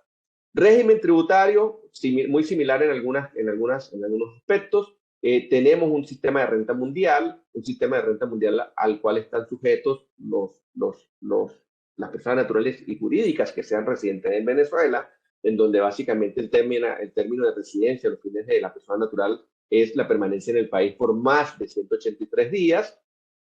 Hay una tarifa progresiva en ambos casos, tanto para persona natural como para persona jurídica, cuyo máximo es el 34%, pero que por un elemento propio y asociado a esos niveles de inflación que yo comentaba hace un rato, ya los tramos iniciales de esas tarifas o de esas tasas o de esas tablas de tributación básicamente pasan a ser inmateriales, por lo tanto estaríamos hablando de una tributación efectiva del 34%, ya fuera persona natural o persona jurídica.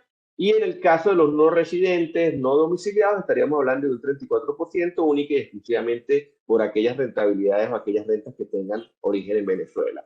Hay un sistema de ajuste por inflación, tanto desde el punto de vista financiero, contable, ahora un elemento adicional que es la moneda funcional, estados financieros cuya moneda funcional es el dólar, en virtud de lo que yo comentaba hace un rato, lo cual empieza a generar unas variaciones y unos elementos totalmente distintos a lo que son las cifras históricas, pero también hay una figura señalada o atribuida a lo que serían los grandes contribuyentes en otras jurisdicciones, que es una calificación que otorga la administración tributaria dependiendo del nivel de ingreso que tengan los contribuyentes, el nivel de ventas, y que básicamente hay una separación en cuanto al tratamiento inicialmente fiscal y segundo en cuanto a formalidad que puedan tener los contribuyentes. De manera muy sencilla, un sujeto pasivo especial que tenga dicha calificación por parte de la administración tributaria, pudiéramos estar hablando de alrededor de 160 procesos tributarios, tributos nacionales únicos y exclusivamente vía online. Respecto a un contribuyente que no sea o no tenga la calificación de sujetos pasivos especiales, alrededor de unas 45 procesos de declaración. Entonces, hay una brecha bastante significativa. El hecho también que si bien es cierto que tenemos un sistema de ajuste por inflación, el cual tiene sentido en una economía hiperinflacionaria, cuando hablamos de una tasa de 234% de inflación, para esta figura de contribuyentes especiales, la administración tributaria no le permite aplicar el régimen de inflación a los fines de determinación de su renta. Pero bueno, es parte de esas particularidades que tenemos, ¿no? Impuesto al valor agregado por aquellas transacciones que se ejecuten, se perfeccionen, se den en Venezuela, una tasa del 16% general, un 15% que es una tasa al consumo suntuario, en donde hay una definición de bienes y servicios que pueden ser considerados suntuarios, tales como motos de alta cilindrada, yates, si quisiera mencionar rápidamente alguno de ellos. Y hay una norma que está desde el año 2022 que se incorporó a nuestro sistema producto de esa intención inicial del Estado de querer frenar las transacciones en divisas, pero que no se ha llegado a materializar, y es que existe la posibilidad en la ley del IVA de una tasa adicional entre un 5 y 25% a ser dictaminada por el Ejecutivo en los supuestos en que las transacciones o las compras de bienes y servicios se parte en moneda distinta a la moneda local. Insisto, esto, si bien es cierto que está en la ley desde el año 2020, esa operatividad no se ha materializado, y lo que sí se materializó, y me adelanto la parte final de lo que está en la lámina al lado izquierdo, fue el impuesto a las grandes transacciones financieras, en el cual tengo una tasa del 2% básicamente por todos aquellos pagos que yo haga en la banca nacional, siempre y cuando sea sujeto pasivo especial, y luego tengo una tasa diferenciada del 3% en el caso de las transacciones en las cuales la forma de pago sea distinta a la moneda local, y aquí estamos hablando básicamente en divisas, y que aplica básicamente a sujetos pasivos especiales y no especiales, es decir, una tasa de carácter general, un poco quizás similar a lo que tú también comentabas, Carlos. También tenemos un impuesto a los grandes patrimonios, que es una alícuota del 0.25%, que de acuerdo a los nuevos valores de la unidad tributaria, dicho valor cambia y estamos hablando de aproximadamente unos 54, son 150 millones de unidades tributarias. La unidad tributaria recientemente se modificó, que es como una unidad de medida que utiliza el Estado a los fines de lo que es la valoración o permanencia de valor del tiempo, o que era utilizada en el pasado a los fines de permanencia del tiempo de esas tasas o de esos niveles los niveles de recaudación, y estamos hablando actualmente de unos 54 millones de dólares como patrimonio, siempre y cuando esa entidad, vuelvo y repito, tenga una calificación de sujeto pasivo especial. Este impuesto se tributa, se liquida una sola vez al año, en el mes de septiembre es la fecha de corte, no es coincidente con el ejercicio civil, y hay elementos allí que están asociados a los valores contables, valores de avalúo que pueda estar o que pueda tener respecto a esos bienes, ¿no? Impuestos transaccionales, registro público notariado, impuesto al timbre fiscal, que teóricamente e inicialmente pudieran no representar valores significativos. A nivel de impuestos municipales, también tenemos cada municipio, igual tú lo comentabas, Carlos, tiene autonomía en cuanto al establecimiento de las tasas, y podemos estar hablando de unas tasas promedio, en algunos casos, entre el 4, 5, 6%, dependiendo del tipo de actividad. Hay cierta independencia, cierta autonomía para estos municipios. No obstante, recientemente se ha venido hablando de un proceso de una armonización tributaria municipal, y es precisamente a los fines de buscar evitar que se den esas distorsiones o esos picos entre distintos municipios, lo cual al final del día desincentiva lo que es la ejecución del comercio, ¿no? Contribuciones, tenemos algunas contribuciones adicionales fuera del sistema que acabamos de mencionar. Ciencia y tecnología, entre un 0.5 y un 2% del monto de los ingresos brutos. Deporte y actividad física, el 1% de la utilidad neta. Una norma de antidrogas del 1% que viene determinada sobre una utilidad operativa, y tenemos sin duda alguna todo lo que es el tema de seguridad social. Esto es en forma general. Obviamente, si luego vemos sectores en específicos como telecomunicaciones, energía, petróleo, gas, allí estaríamos hablando de otra serie de contribuciones o tributos adicionales, los cuales hay que mirar con mucho cuidado. Y un elemento que quiero resaltar es que en el año 2020 se reformó nuestro Código Orgánico Tributario, y ahora las sanciones que anteriormente están medidas en ese valor que yo comentaba al inicio de unidades tributarias, ahora las sanciones prácticamente están dolarizadas. ¿Por qué? Porque ahora se establece como una unidad de medida para la determinación de las sanciones y la permanencia del valor en el tiempo, la conversión de esa sanción inicialmente estimada en bolívares a la moneda de mayor valor o a la divisa de mayor valor que publique el Banco Central de Venezuela, y esa divisa es la que se mantendrá en el tiempo, en donde obviamente al momento de derogar o cancelar la obligación tributaria se deberá efectuar de acuerdo a la tasa de cambio vigente al momento en el cual se erogue la misma. Entonces, esto es, a manera general, nuestro sistema tributario. Hemos visto una administración tributaria bastante activa en los últimos años, en el último año específicamente, en cuanto a temas de formalidad. Se están activando en cuanto a los temas de revisión de los procesos de lo que fueron las declaraciones de impuestos sobre la renta, y creo que esto tiene una lectura muy sencilla, y es una lectura general, y es que los estados, ante una necesidad de generar dinero, y en este caso un estado que estaba hasta hace unos meses no teníamos esta licencia de Chevron, que es la que empieza a dar cierto oxígeno, busca vía por los tributos tratar de compensar parte de esa pérdida de valor o de divisa que pueda estar generando. Entonces, a manera general, esto es lo que tenemos en Venezuela. Vuelvo y repito, cada caso en particular, cada empresa, cada sector habría que verlo en particular, con detalle. Este tema de operatividad de las divisas, creo que no les veo la cara a los participantes, pero estoy seguro que cuando escucharon que yo comentaba que regiones en las cuales el 100% de las transacciones se ejecutan en divisas, creo que eso no lo teníamos en el radar, pero bueno, es parte de la realidad que tenemos en Venezuela, y estamos hablando de operaciones lícitas, estamos hablando de operaciones que se están dando dentro de un marco de legitimidad, en donde obviamente el tema de compliance y de cuidado respecto a ciertos elementos hay que considerarlo e implementarlo, pero que permiten ya vías de escapes legales, que esto es lo importante, de cara a poder ejecutar y llevar a cabo negocios en Venezuela. Entonces, con esto creo que terminamos la parte local, visión, tributación de tanto de Venezuela y Colombia, y ahora un poco pasaríamos a comentar y a que nos comenten Carlos y Ana sobre ya tributación internacional, cuando ya empezamos a ver operaciones cross-border, entre estas dos jurisdicciones que sin duda alguna pudiéramos quizás estar hablando dentro de algunos pocos meses nuevamente de este evento, pero ya incorporando, y ojalá sea así, lo que sea el análisis de un convenio para evitar la doble tributación entre los dos países. Adelante, Carlos, Ana. Gracias, José Javier. Voy a retomar yo por acá la parte de la tributación internacional junto con Ana. ¿Podrías, Miquel, avanzar, por favor, el slide?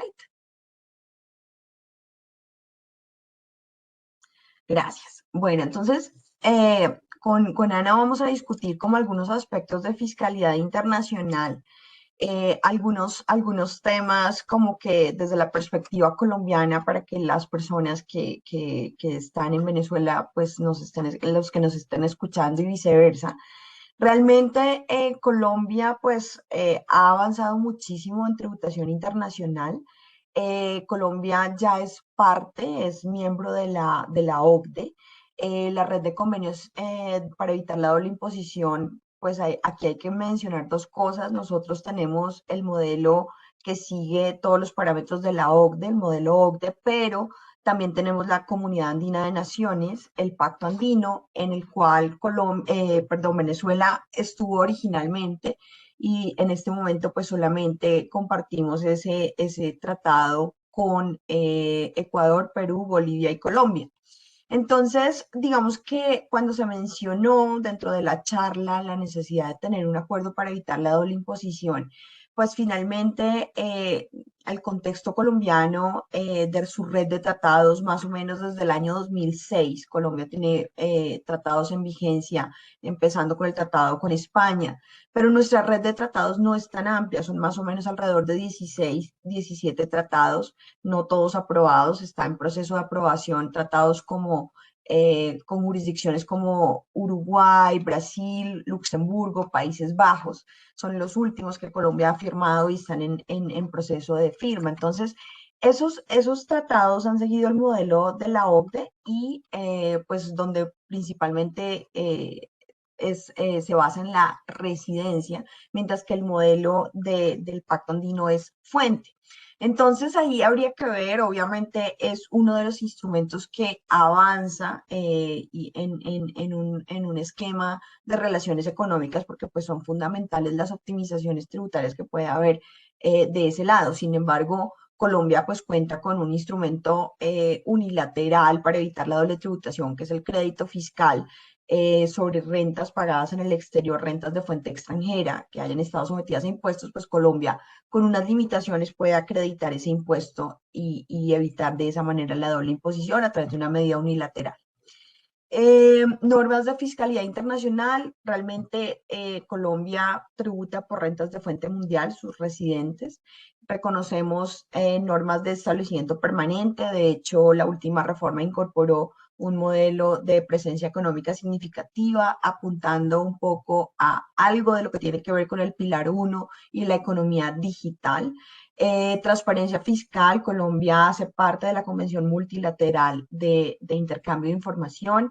Intercambiamos información con muchos países y también tenemos acuerdos bilaterales para intercambiar información, así como una cláusula incluida en cada uno de los tratados que hemos firmado para intercambio de información. Colombia ha sido muy activa en cumplir pues todas las exigencias del proceso por parte de la OCDE y pues digamos ese es nuestro marco de acción.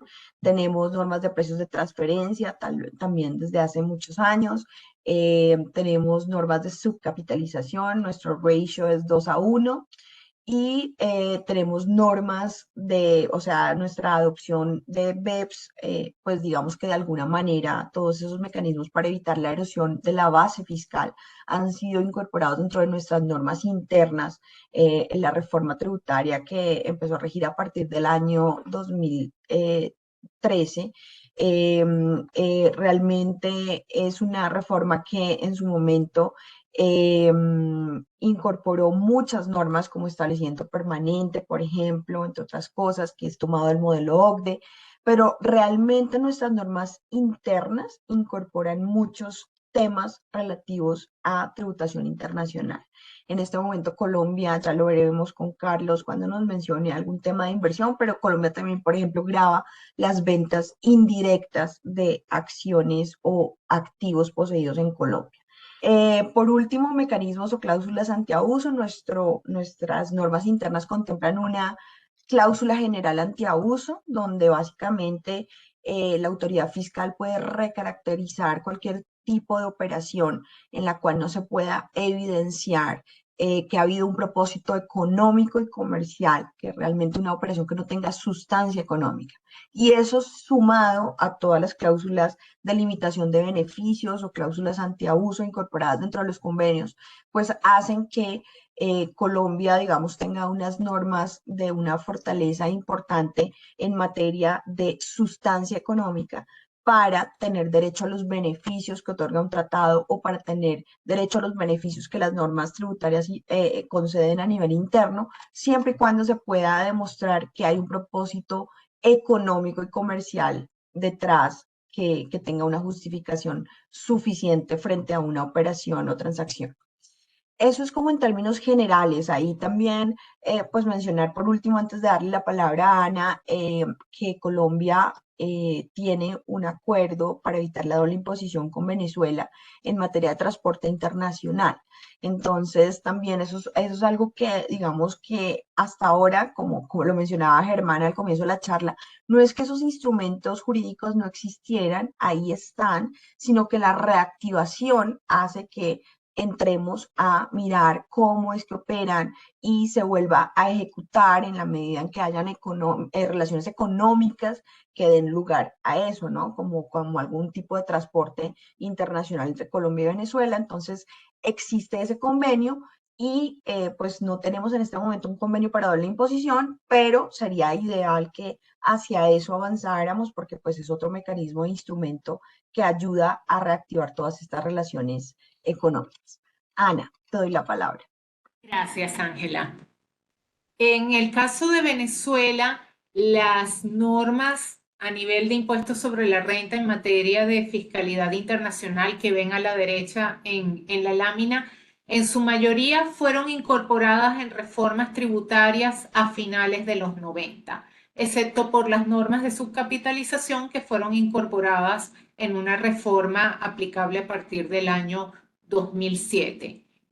Al contrario de Colombia, Venezuela no es actualmente miembro de la OCDE, no forma parte del marco inclusivo de países que han buscado implementar e instrumentar todo lo que ha sido el Plan BEPS y lo que se ha discutido incluso a nivel de Pilar 1 y Pilar 2. Venezuela no ha adoptado ninguna de esas acciones, con lo cual los parámetros que tenemos desde el punto de vista de fiscalidad internacional son los que se han venido estableciendo en esas reformas a finales de los 90. En materia de red de convenios para evitar la doble tributación, más allá de que ya hemos establecido cuál es el caso con Colombia, desde el punto de vista de operaciones internacionales, sí consideramos importante tener en cuenta que Venezuela ha concluido un poco más de 30 convenios para evitar la doble tributación, con una parte significativa de países europeos, con Estados Unidos, entre otros países, más recientemente concluidos con otros actores, y también en general han seguido lo que fue el modelo de convenio para evitar la doble tributación de la OCDE en aquel entonces, considerando nuevamente que no forma parte del marco inclusivo y no se ha suscrito al convenio multilateral. Sí es una realidad que los convenios concluidos hoy en día permanecen inalterados y básicamente siguen esos modelos más antiguos. En materia de cláusulas del modelo de convenio de la ONU, una cláusula que particularmente considera Venezuela es el caso de regalías, por cuanto en el modelo de la OCDE, a propósito de lo que mencionaba Ángela, normalmente se da derecho exclusivo de gravamen al titular de las regalías en su estado de residencia y no gravamen en el estado de la fuente, en tanto que en el caso de los convenios venezolanos, siguiendo nuevamente el modelo ONU, se da un derecho limitado de gravamen en la fuente. En materia de precios de transferencia, también la metodología ha seguido las guías de la OCDE, nuevamente vigentes para finales de los 90. Con esto, a nivel de documentación y cumplimiento, tenemos obligación de presentar una declaración informativa, tener, digamos, el contribuyente toda la documentación formal y el estudio que sustente la metodología de análisis de las transacciones. Sin embargo, otros elementos de documentación establecidos en tendencias internacionales más recientes, como es el caso del reporte país por país o el master file, no están instrumentados, no están establecidos en Venezuela. Y en materia de codificación de normas de sustancia económica, tenemos una cláusula general en términos similares a la que Ángela describió para Colombia. La tenemos establecida tanto en el Código Orgánico Tributario, que es nuestra norma marco desde el punto de vista tributario, que establece, entre otros aspectos, los sancionatorios y los de procedimiento de control fiscal, como en normas tributarias especiales como impuesto sobre la renta e impuesto al valor agregado, y que en los mismos términos que Ángela comentaba, pudiera llevar al desconocimiento de formas legales, contractuales o constitución de entidades si se determinara que no están alineados al propósito comercial o económico de la operación. Gracias. Gracias, Ana. Yo creo que podemos seguir al siguiente slide.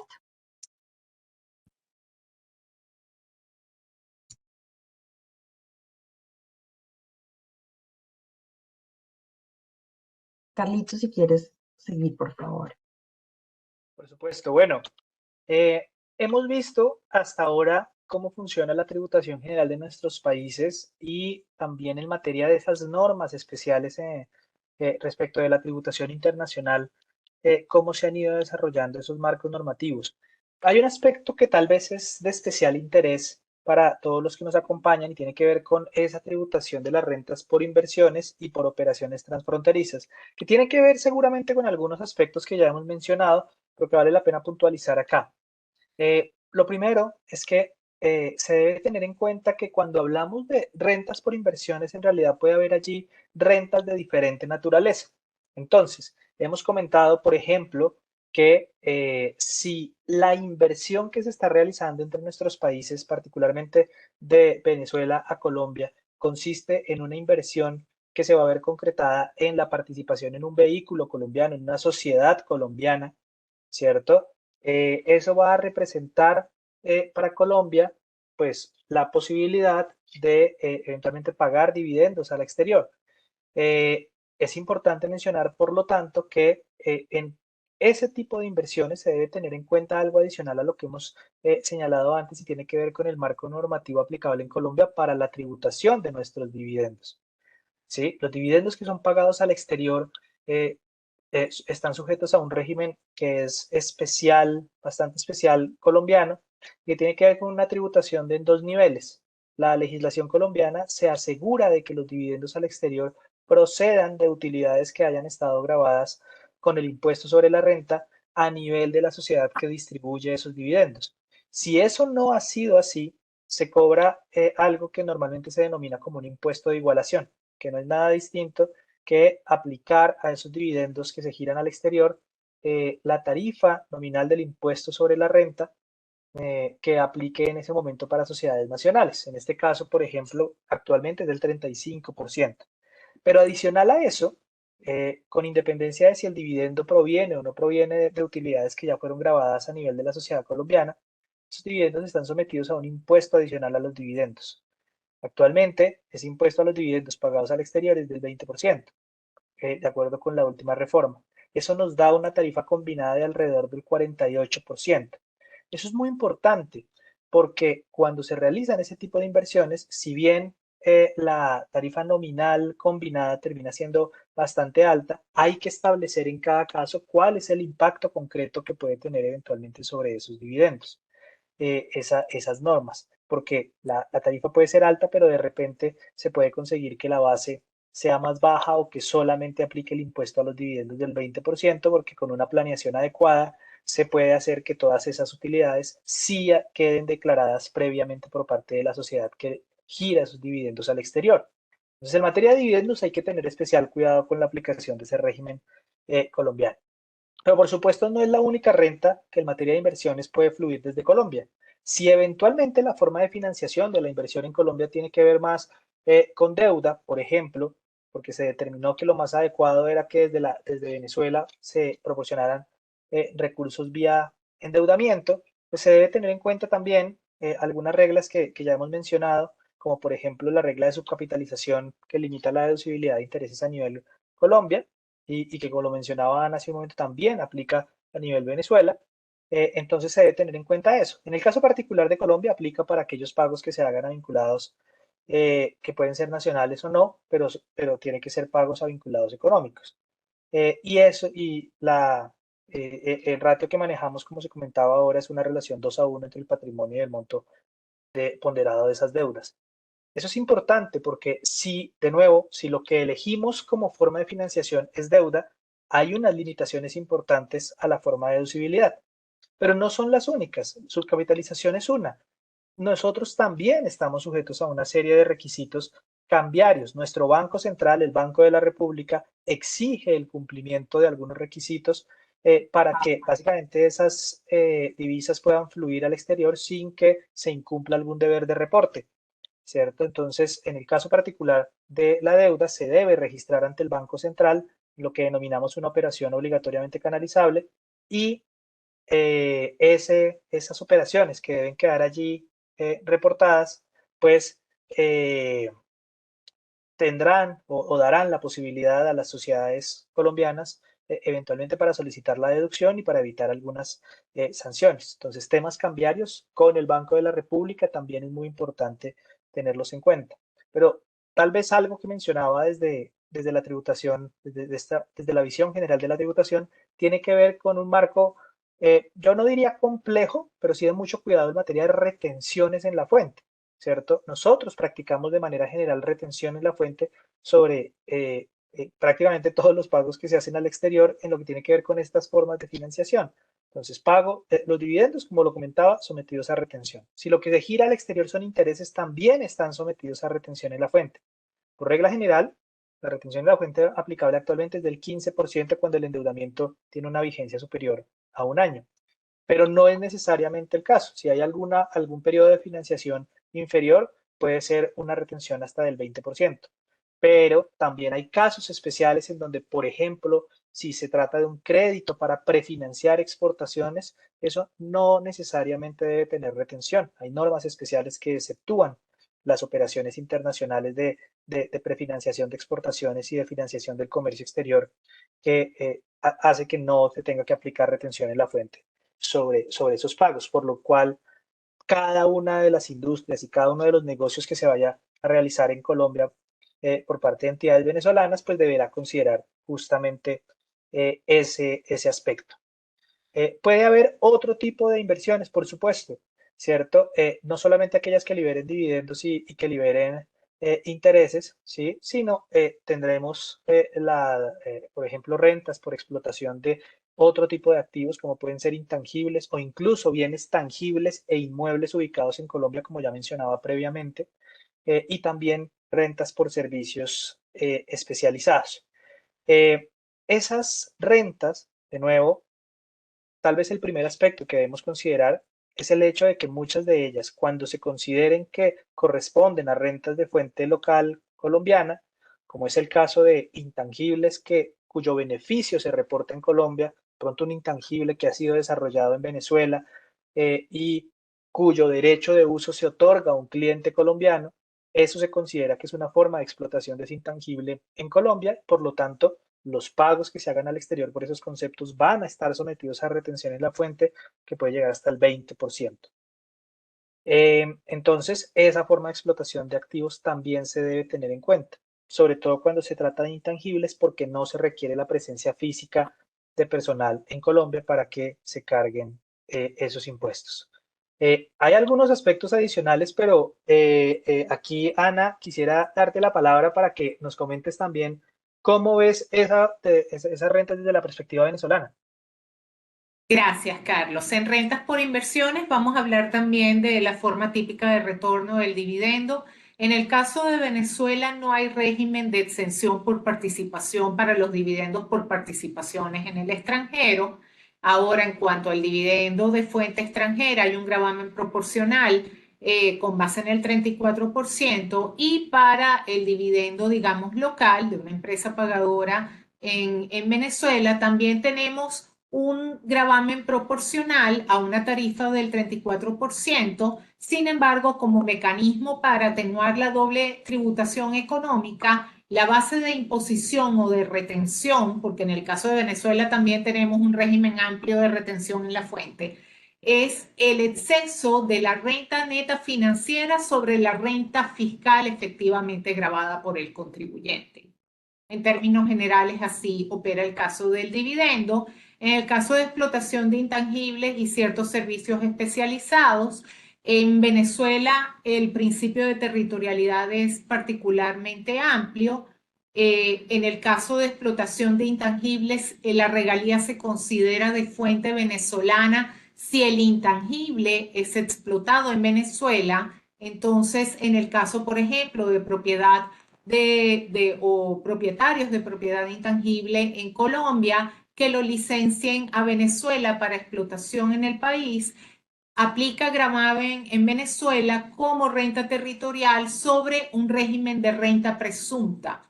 Y en ese caso, la tasa efectiva o máxima de tributación vía retención en la fuente es de un 30.6%. Para el caso de servicios especializados como asistencia técnica, opera un régimen similar donde la tasa máxima efectiva es 10.2% y en el caso de servicios tecnológicos, que son en general procedimientos y fórmulas sujetos a patentamiento, la tasa máxima efectiva es 17%. Algo similar opera para el caso de los intereses. A propósito de su capitalización, que no lo mencioné en la parte anterior, en el caso de Venezuela el cociente es 1:1 y los intereses también considerados territoriales en función a la utilización del capital en Venezuela son tratados como renta presunta y la tasa máxima de retención y tributación en fuente puede ser de 32.60%. Muchas gracias, Ana. Muchas gracias, Carlos. Bueno, ya estamos cerrando nuestro evento. Si quieres, José Javier, comentar como tus conclusiones y luego continuamos para finalizar. Sí, por supuesto, de verdad que creo que ha sido bien nutrido. Insisto, el tema del tiempo es el que es implacable. 2 horas que uno, tras bastidores, pensábamos que íbamos a cubrir muchos más aspectos, pero bueno, luego en la práctica nos damos cuenta que no, en la realidad, ¿no? Sí, sin duda hay una expectativa de apertura, más que expectativa de una realidad, ya de apertura del mercado venezolano. Y estos aspectos de operatividad, hablo de acuerdos ya entre los 2 estados, la voluntad entre los 2 gobiernos, y luego el aterrizar en cuanto a conocer la realidad del negocio de operatividad en Venezuela, en donde ya no es aquella caja negra en la cual no sabíamos con qué lo íbamos a conseguir, sino que efectivamente ya hay señales en las cuales se da una apertura significativa y sin duda alguna el sector por el cual inicia el Estado dando esa apertura es el de energía, porque históricamente Venezuela ha sido conocida como uno de los proveedores de energía, cuando hablo petróleo, del mundo a través del tiempo. A esto le sumamos ahora el gas y quizás estamos también en el futuro hablando del tema de minerales. Necesidades de desarrollar mercados, en Venezuela los hay, lo cual representa un cúmulo de oportunidades para el empresario colombiano. Hay que aterrizar y revisar cada caso en específico. Hay que sentarse a revisar esa operatividad, de la cual hoy no tuvimos tiempo para comentarla, de flujo de divisas, generación de divisas, tener esos cuidados en cuanto al tema del compliance, con quién me estoy asociando, con quién me voy a asociar, con quién hago negocios, en donde quizás obviamente hay que tener un cuidado adicional a ese que ya tenemos, y hablo del sector que ustedes o que representa el comercio del empresario colombiano, pero que de una u otra manera son fáciles de identificar esos posibles actores con los cuales no puedo llegar a entrar en relaciones. Está la lista OFAC, hay un listado de sancionados también por parte de la Comunidad Europea, y son aspectos que hay que analizar y revisar de cara a esa entrada al mercado local. Los esperamos con los brazos abiertos, los esperamos con toda la intención de asesorarlos y ayudarlos a que puedan ejecutar su negocio de la manera más segura, de la manera más confiable, de la mejor manera, y estoy seguro que junto con nuestros amigos de PwC Colombia podemos brindarles esa asesoría que necesitan y que es requerida sin duda alguna para ingresar a este mercado. No más que agradecerles por su asistencia, por su participación, los que están conectados, que han estado 2 horas allí conectados, agradecerles y reiterarles que estamos a la orden para apoyarlos en cualquiera de estos procesos de análisis. Gracias, José Javier. Gracias, Ana. Gracias, Carlos. Gracias a todo nuestro equipo de Markets y a todas las personas que nos han escuchado en estas 2 horas. El tiempo, como tú lo decías, se fue volando. Realmente tratamos de abarcar una cantidad de cosas. Sí, vamos a compartir este material. Van a recibir ustedes copia del material y de una grabación. También hemos tomado nota de las preguntas que nos hicieron a través del chat. No alcanzamos a responderlas, pero recibirán algún tipo de respuesta, o sea, un high level de lo que ustedes nos han consultado. Les enviaremos un correo respondiendo.